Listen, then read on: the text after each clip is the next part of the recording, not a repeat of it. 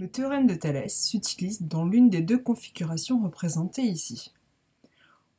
On a deux triangles, le triangle AMN et le triangle ABC, qui sont soit l'un à l'intérieur de l'autre, c'est le cas de la première figure, ou soit l'un à l'extérieur de l'autre, ce qu'on appelle le cas papillon, la deuxième figure. Il faut dans les deux cas que les droites MB et NC soient séquentes en A, et surtout que les droites MN et BC soient parallèles. Dans ce cas, les côtés des triangles AMN et ABC sont proportionnels, ce qui va nous permettre d'écrire l'égalité de Thalès. Pour cela, on prépare l'égalité des trois quotients. Au numérateur de ces trois quotients, on va écrire les côtés du petit triangle, le triangle AMN.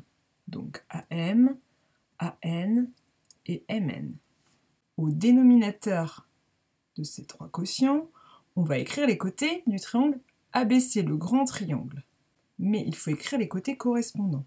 Pour AM, il s'agit du côté AB, puisqu'ils sont situés sur la même droite. Pour AN, il s'agit du côté AC. Ils sont également situés sur la même droite. Et pour MN, il s'agit du côté BC, puisque ces deux côtés sont parallèles.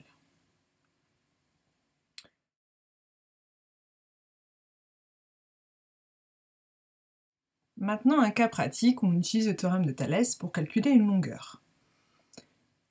Ici, les triangles CDG et HGT sont dans une configuration de Thalès, la forme papillon.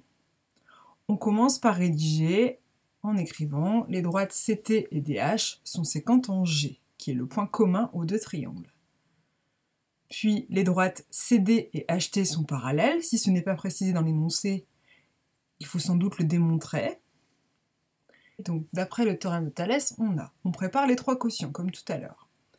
En haut, on écrit les côtés du petit triangle, donc GC, GD et CD.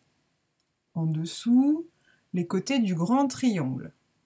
Pour le côté GC, il s'agit du côté GT.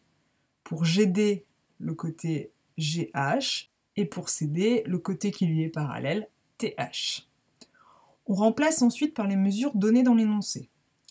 GC est égal à 20, GT reste inconnu, GD est égal à 25, GH est égal à 45, CD est inconnu et TH est égal à 27. On commence par calculer GT. Pour cela, on va utiliser le quotient où GT intervient et le quotient où l'on connaît les deux valeurs. Puis, à l'aide du produit en croix, on va trouver la valeur de GT. Donc GT est égal à 20 fois 45 divisé par 25, soit 36 mm. Pour calculer CD, on procède de la même manière.